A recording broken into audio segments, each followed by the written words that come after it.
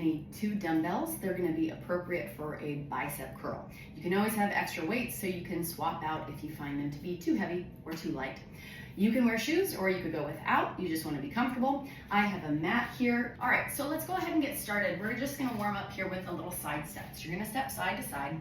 And if that's doing it for you, great. If you wanna dance through it, you can. But we're gonna add a little squat to that if you're up for it. So you're gonna side step into a squat and come out of it. So whatever gets your mojo going, we're just warming up. Your arms can go in any other direction than what I'm demonstrating here. We're just getting a little bit of blood flow, which helps us to ready our system. And we're starting to load those legs because we're gonna focus on those legs as well as our arms. And we'll just do 2 more here before we focus on our arms a little bit more. So we're gonna go into a skier squat. I think of it as kind of like if you were on a ski jump, you're going down the ski hill, you wanna have those legs bent and our back is long, but we're kind of leaning forward. We're gonna take those arms and we're gonna flare them back into a V. Now your palms are gonna face down or your pinkies can aim to the sky, your choice. And we're just gonna gently press up into an imaginary ceiling. Maybe I just come down an inch before I go back up, and we're gonna do 10 of those. If you had light weights, you could add those in right now if you want, but we're just trying to stimulate and activate the back of the shoulder. So I'm keeping my collarbones wide, feeling the tricep behind me. And then once we do roughly 10 of those, we're gonna go ahead and take the arms out to the sides.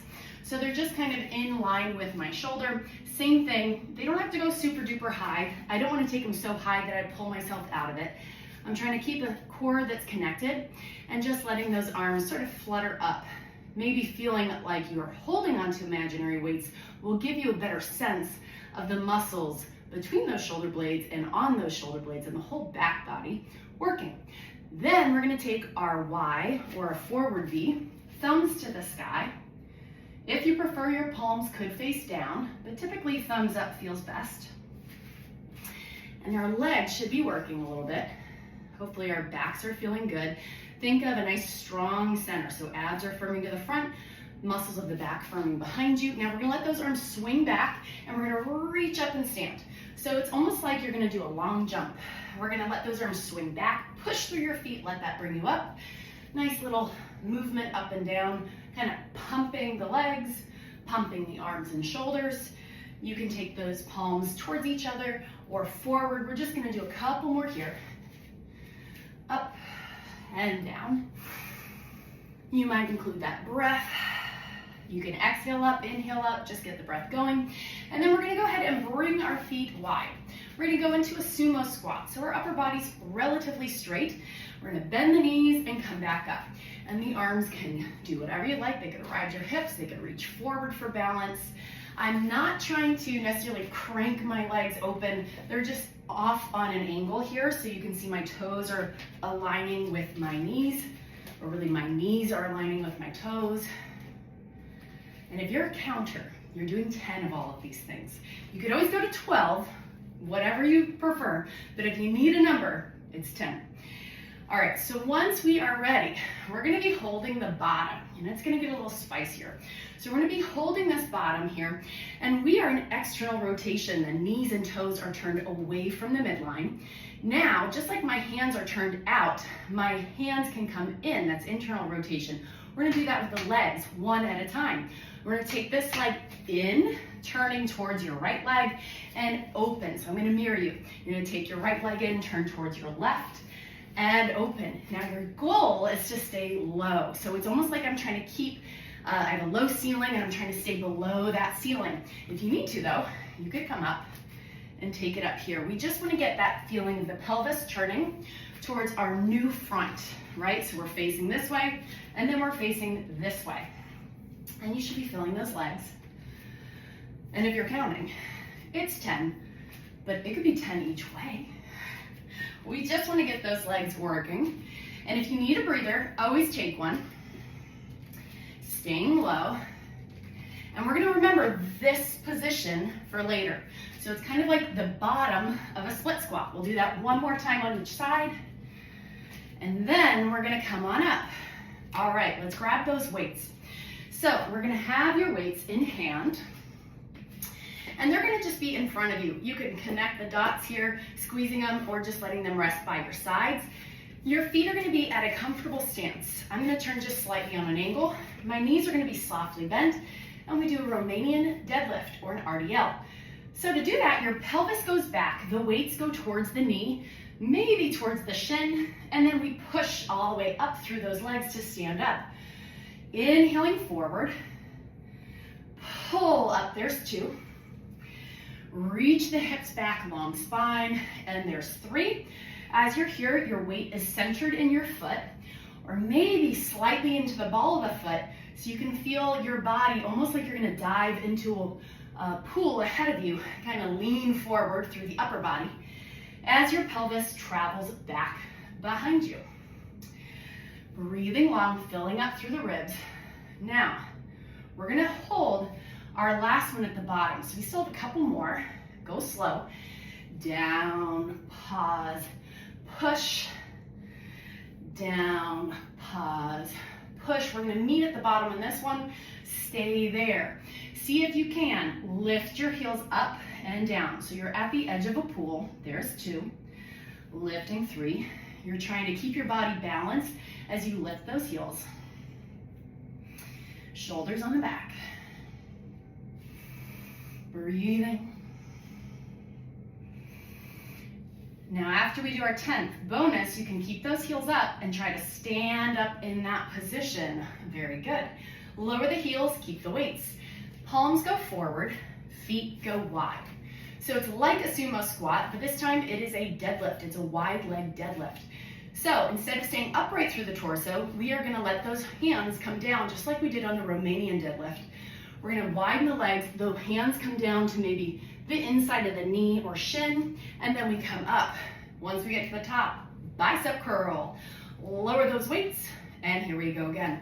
You lower to pause, push through your legs to stand, then it's the arms time to shine, and we lower down. So our legs lower us, not our back. Our legs lift us, not our back, and we pull up. I'm gonna turn to the sideways here. So my pelvis goes back, my body comes forward as a result of my legs bending, and I come back up to the top. So I don't wanna round through my spine. I wanna feel those legs be nice and strong. You can see that little bounce I do at the bottom. It helps me to really feel like my muscles are what's loaded and loading to push me back up to the top. And we go down.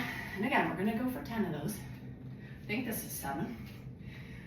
And we go down, pause, push, pull. Try not to use any momentum, especially on the way down. It's easy to kind of drop, push, and here as we pull up, no momentum, brace your core, down and up. Can we do one more? We're gonna go down and push and come up. Excellent. Now we're gonna get rid of one of these weights. Remember that position I told you to remember? It's that bottom of the split squat. So we're gonna start with your right foot being in front, your left is gonna be a kickstand. The weight's gonna be in your left hand. So we're gonna go ahead and turn towards the bottom of that split squat, just like we did earlier. Hand could be on the thigh or hip. We row, 1 and 2. Now most of my weight's on my front leg, 3. I could almost imagine I could lift my back leg. And I'm trying to get low. And we're gonna do 10 of these. Now after we do 10, we're gonna go ahead and come up, take the weight in both hands. A goblet squat. Our feet are about shoulder width, maybe wider if needed, toes slightly flared. We come down just enough or as low as we feel comfortable and then push to the top. So I could take this to a quarter squat and push there, or I could go all the way to my depth and push to the top. Whatever you prefer, that's 3, 4, 5. Use those legs to pop the weight.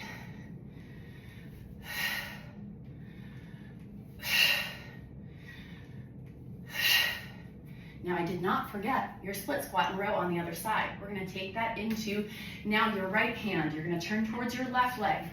We're turning towards that leg, going low, and row 1 and 2. 3, shoulder on the back, collarbone wide.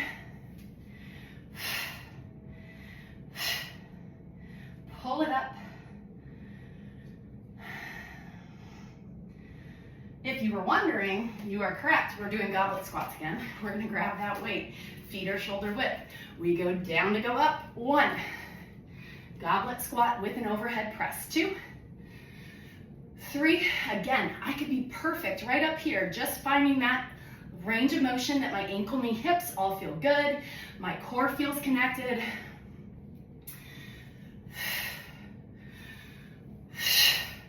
As low as you like. Once we do 10, we're gonna go ahead and take that weight. Okay, so we're gonna hold our weight between both hands. You're gonna be stepping back into a split squat. Pause, turn the chest, come to center. Now step forward to either touch or lift the knee, your choice. We'll add to that. You're gonna come back, split squat. Rotate, maybe reach. Come back to center. Option, push the weight to the sky. There's 2. We come down to split squat, rotate. You can reach or not. And up there's 3. Down to turn, reach. And up there's 4. Maybe a strong breath assist. 5. And we are gonna do 10 of these. 6. Down low, turn, reach. 7. You can smooth it out. 8. 9. And 10. Hold it. Holding it up. Leg extends and bends, or we hold it out straight. 10. 9. If you're bending and straightening it, you're gonna do it for 10 seconds. Try to let this hip drop down. Then, you guessed it, other side. Weight comes, or foot comes down, weight comes down. Get ready to take your right foot back. Back to turn, reach, in and up. Back, turn, reach, in. Remember, the weight could stay against your chest the whole time. Breathing. You might hear Rosie scratching at the door here.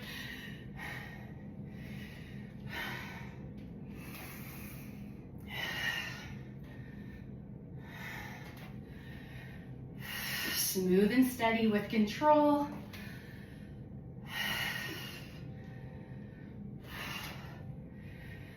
Taking our 10th, we hold it to the top. Pausing there, you either bend and straighten that leg or hold it out for 10. 9, 8, 7, 6, 5, 4, 3, 2, lower everything down, lose the weight. Come to the back of your mat. We're coming to the end here. We're gonna roll down, walk out, find a plank, and then come back up. And walk out. And then walk your hands to your feet and just forward fold. If you want to add a push-up, you can walk out. I'm going to lower my knees, take a push-up, up, walk back in. You could do that, of course, with your knees up. I like my knees down. Gives me a little more support through my center. Nice and firm through the shoulders. If you really love the push-up aspect, you could stay here for 5, 4, 3, 2, don't let me stop you if you want to do 10.